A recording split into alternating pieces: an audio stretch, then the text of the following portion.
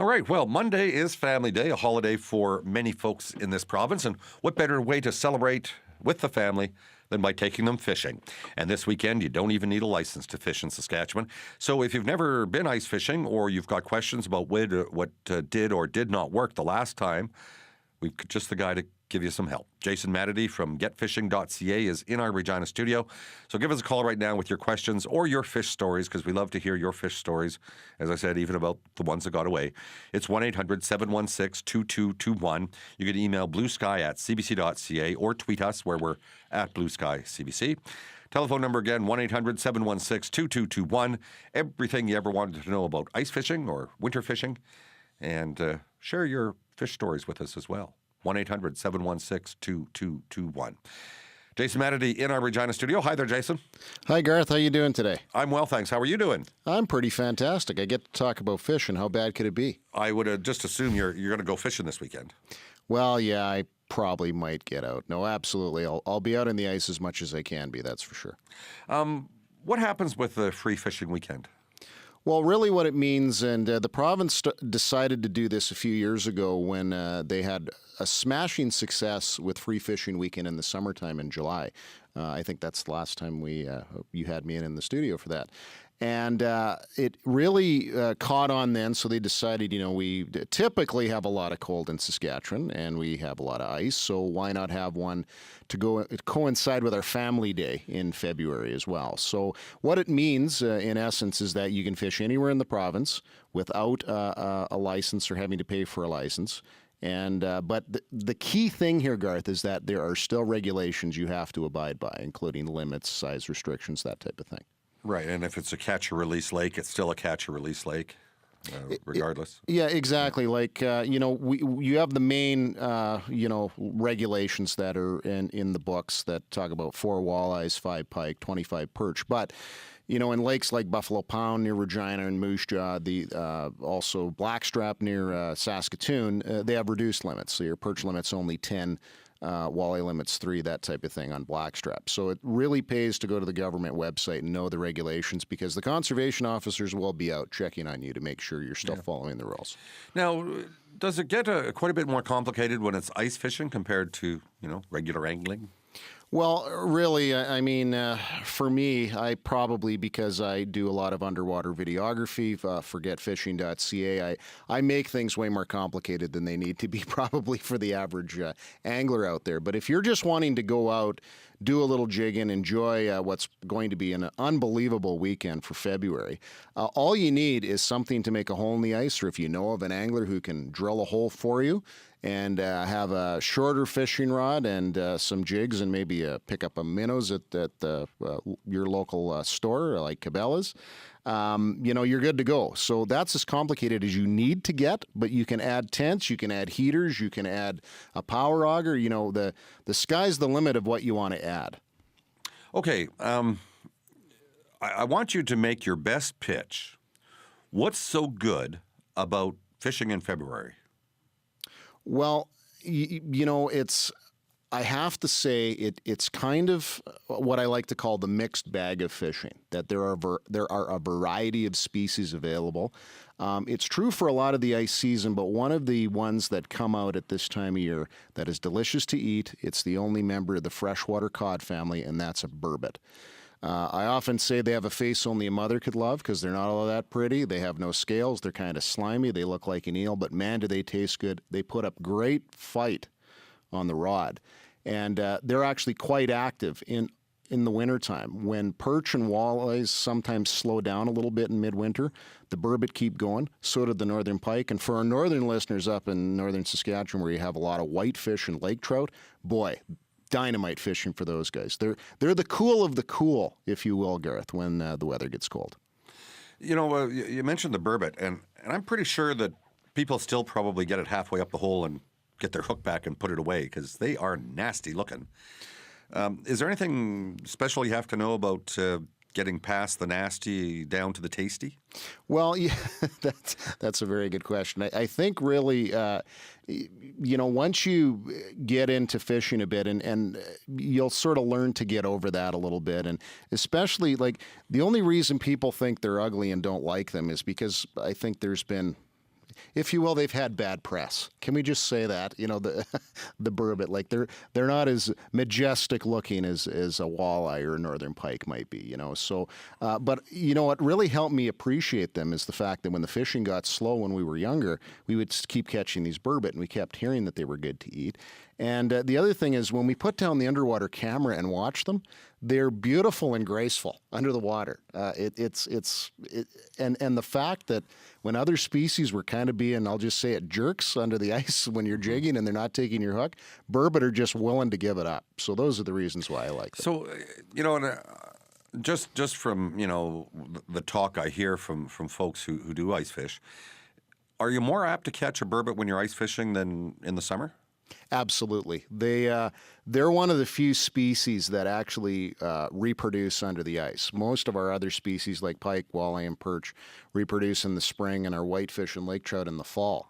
And that's part of the reason why they're so active, Garth, is because they're actually, most fish species, when they're getting ready to reproduce, they have this surge of feeding activity. And the reason why is so that they can have lots of good calorie stores so that they can get through the spawning period. Depending on weather conditions, sometimes the spawn can be a week or two, and it could be as long as 4 or 5 weeks.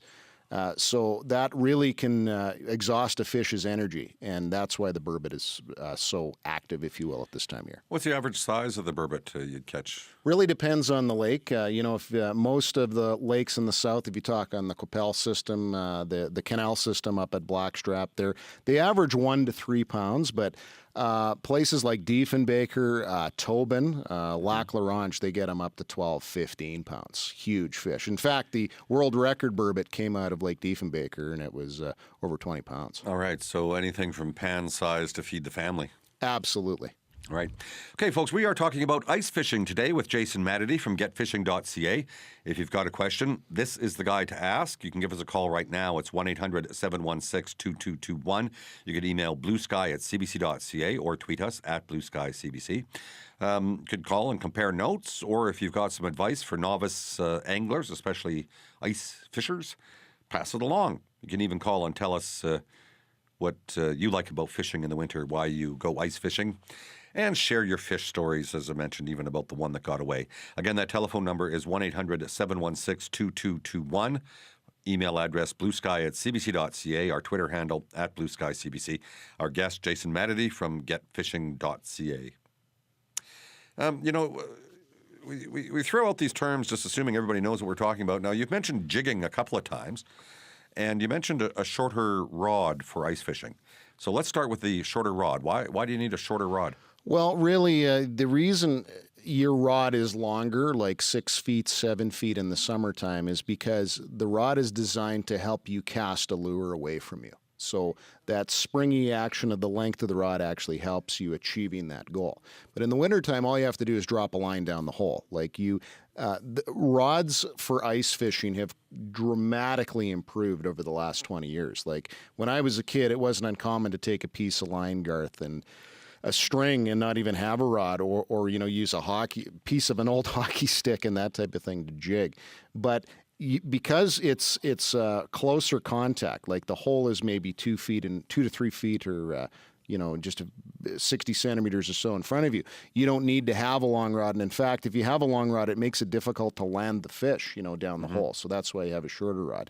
As for jigging itself, jigging is really defined as lifting and dropping the lure, like lifting it up and down or jigging it. There's a lot of different techniques. There's wiggles to your jigging. It can be very unique, very personal to you, as a matter of fact. Like people swear that the way they jig means the difference between catching something and not. And you can certainly see when you put the underwater camera down that that's true. One little movement can totally be a game changer to either turn the fish on to bite or turn them off and not bite.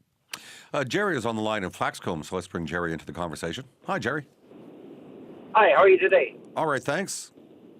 Go ahead, weigh in. Jason, I wanted to ask you what you prefer or what you think of fish attractants versus plastic versus smelts or minnows. And second question is, have you trialed the fish attractor, the attraction that makes noise that you had advertised on television? Yeah, thanks for the questions, Jerry. I guess the first thing is that there's a lot of artificial baits out there nowadays. Soft plastics, as they're often known as, and a lot of the soft plastics are made in a biodegradable way, meaning they're actually made from anise oils, different things like that, fish scents, fish products. So it's great if one falls off, the environment can actually break it down. But it's almost in a lot of cases like you're fishing a real minnow, so they give off a lot of scent and vibration. And we talk a lot in the summertime about starting aggressive and jigging aggressively, so meaning lots of like 2-3 foot or hops up and down of your lures can often get the fish coming in and striking. And it's always best to go for the aggressive ones first, and then if you're slowing it down, like one really good technique I use is because you're allowed 2 rods in the winter, not in the summer, is you can actively jig with one, maybe with an artificial bait like a spoon or a rubber tail.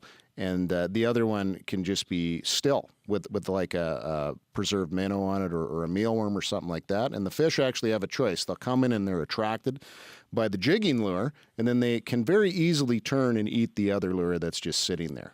So both work. I use both. I strongly suggest if you're going out this weekend or any other that you use both. And the final thing you asked me about was about the rattle and the sound. Particularly in the south part of the province where lakes, are even stained or the water clarity is much lower than they are in up north or on the rocks.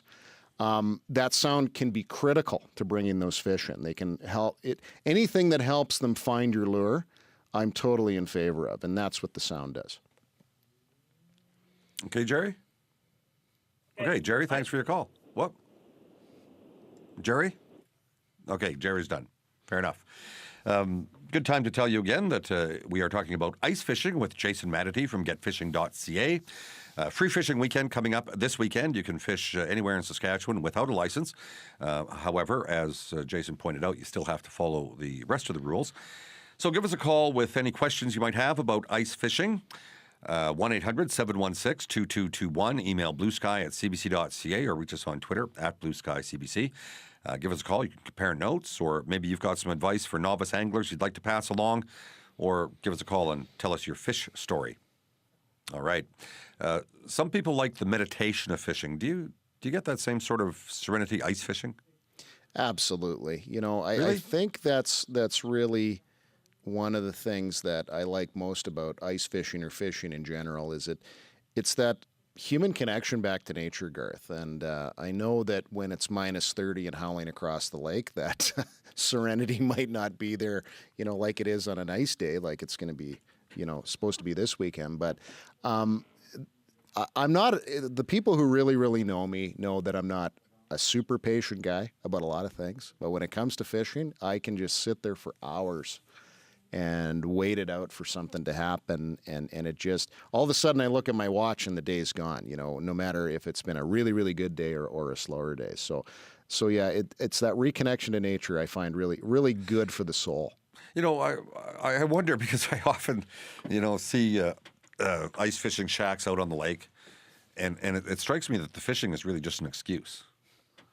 Well, maybe for some people it is to just get out and chat and have Cook a coffee, some sausages cook some sausages, and it is very social as well. Which is always nice to have that out on the lake. And I mean, I do like to move around, and cover water and not just sort of camp in one spot. Although some days if you wait for them to come to you, you do really, really, really well that way too. But it's all those things in combination that I think make fishing such a pleasurable activity. All right, Marvin is on the line in Hudson Bay. Hi, Marvin. Hi, how are you? I'm okay, thanks. What are I your like thoughts? listening to your fishing stories and follow CBC chat lines quite often. I'd like to share a story with you. We have several lakes that have fish in them around Hudson Bay and southeast, and one lake in particular that I like to fish at is Saguenay Lake. It's about 45 minutes southeast of Hudson Bay. And lo and behold, when I got there, I didn't have my fishing rods with me. So I took my snow brush and attached some line to it. And the water isn't very deep there, only about 6 or 8 feet deep in most places. And lo and behold, I did catch 2 northern pike, nice sized jack. I had cleaned them, and the remains of them were on the top of the ice on a garbage bag. And, of course, the fillets were in a pre-drilled ice hole when covered with snow. And at that time, a conservation officer pulls up, and of course he knew me, but he wanted to check to see if I had fish. Naturally, it was obvious because there was remains of fish on the ice. So I showed him my 2 fillets, and of course they did have the scales on them, and that's when his face really lit up because everything was up above board. And then, of course, I'm a senior, so I didn't need a license at that time. I just thought I would share this story with you because you mentioned a hockey stick in one of your talks here a few moments ago. And we actually used to use broomstick handles cut short about 18 inches with our kids when they were young and caught lots of fish that way. So All right. That's my story. Thanks, Marvin. Awesome. Well, there's proof you don't have to go spend a whole lot of money. It's true. If you can grab a spool of line and use a lure and go by feel, and that can be the most sensitive way at all. But that line between your thumb and index finger, Garth. Corey is on the line in Sedley. Hi, Corey. Hey, guys. How are you guys doing today? All right, thanks. Go ahead. Excellent. Well, just a little bit of a segue there. You said you don't have to spend a lot of money to go ice fishing. Well, I am an ice junkie, and I have spent a lot of money on my toys for ice Welcome fishing. to the club, Corey. Yeah. Flashers being the new game changer, something that I absolutely love. And I fought against the trend and thought I wouldn't like it, and I absolutely love it. With that, though, one little bit of pride. I caught a 45-inch northern pike last weekend, which is a new personal best and something that I was quite proud of. Brought it up on a tip-up. But I guess my question is, I'm originally from Manitoba, and we get to use live minnows. We have the exact same river system. It all comes back into Manitoba, the same fish, the same minnows. Why is it that we can't use live minnows in this province? Can you shed some light on that at all? Have they ever been able to use live minnows? Well, it's my understanding when I talk to the old timers that we used to be able to use them in the past, and you may have heard of or seen our carp population, and I get that it's every bit as many carp in Manitoba, perhaps more than here. But carp were, as I understand, introduced or the population's enhanced because there were the odd carp minnow in live minnows over the years, and they got introduced into the system, and they overpopulated and have done damage to other fisheries. So it's mostly an invasive species thing is why they outlawed them, and also a disease thing. In Manitoba, it's really the issues are the same, but Manitoba's opened it up. I think the only thing you could do is talk to your local wildlife federation and see if they'll put it on the agenda for next year to take it to the province, because it's a very good point, because I would like to use live minnows if it was legal too. Okay, Corey, thanks for your call. Thank you very much. Tight lines, guys. Have a good weekend, and good luck to everybody out there. You too, and congrats on your big pike. We got a tweet from Bonnie who wants to know if you have any tips for fishing planted rainbow trout this time of year. Yeah, I mean, rainbows, they're a beautiful fish, but they can be quite finicky at times. So I think what you want to do is they like early and late, but every now and then a rogue one will come through at 12:30. So you want to try to use sort of smaller spoons, something with a lot of flash, and keep it moving fairly aggressively. But I definitely suggest that you employ the 2-rod technique of an active jigging on one and something still on the other. The other thing is if it's really, really clear water that you're fishing, sometimes it's best to have a still rod in something that's called a spring system or a jaw jacker. You can email me at manateefish@gmail.com if you want more information later.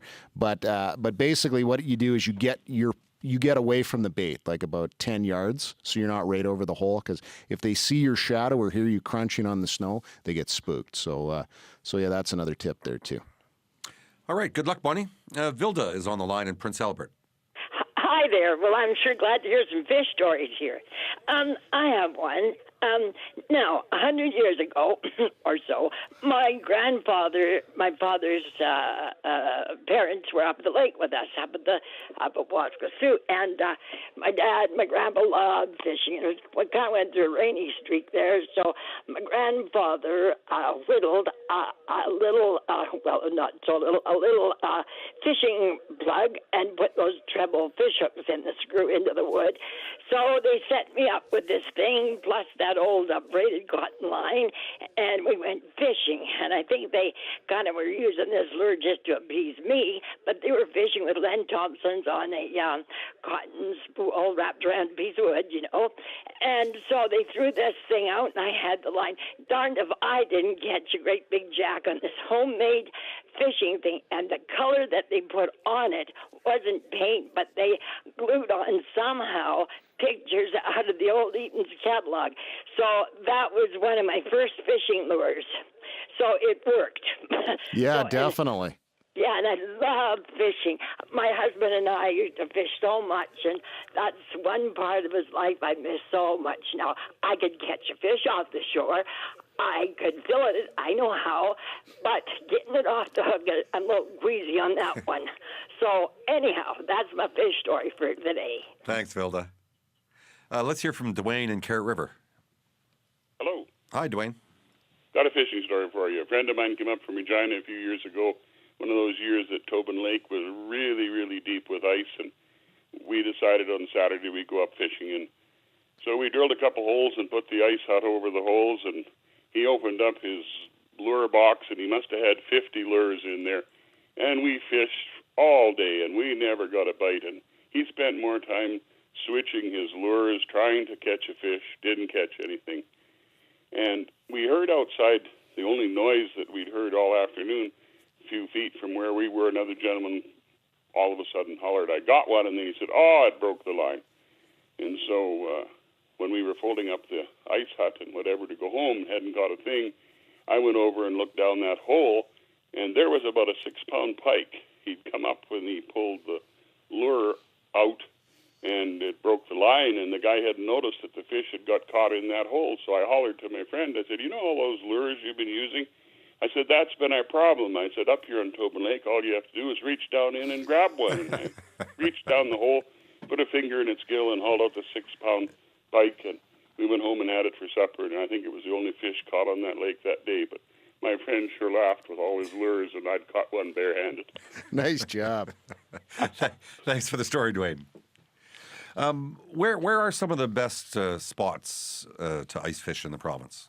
Do you have a couple of favorites? That's a difficult question to answer because there's so many opportunities in Saskatchewan, even in the southern part of the province where people don't think there are. But I think in any time I can get out to Fort Qu'Appelle and the Qu'Appelle River system is where I grew up. Anytime I can get out on those lakes and jig for some walleyes and perch. Maybe it's because my nephew now, Ben, if he's listening, he's 15 and he's getting into fishing quite a bit. He catches more big fish than me. But he's really close. He lives nearby, and we can get out with him and my brother Jeff, who we do the show with. And I think that's some of my favorite memories and favorite places to fish. Fair enough. One last call, Larry in Rosetown. Hi, Larry. How you doing? Pretty well, Larry. Go ahead. I was wondering why you could use 2 rods in the wintertime and only one in the summer. Even though you're sitting on the beach in the summertime there, you still only use 1 rod. But that's a very interesting question. It seems like it's a fairly widespread law across a lot of Canada. I think the thought being is that people tend to be, like, you're only allowed to be less than 25 meters away from that rod at all times. So I think maybe people tend to maybe wander away more than 25 meters. I'm not sure, but that's a good question. I can ask the officials about that one. All right. Larry, thanks for your call. Jason, thank you for your time and your expertise. No problem, Gary. Thanks for having me on. We'll do it again. For sure. Our guest, Jason Matity, and his brother Jeff, they are the anglers behind getfishing.ca. And once again, free fishing weekend in Saskatchewan. You don't need a license, but remember, all the other regulations apply.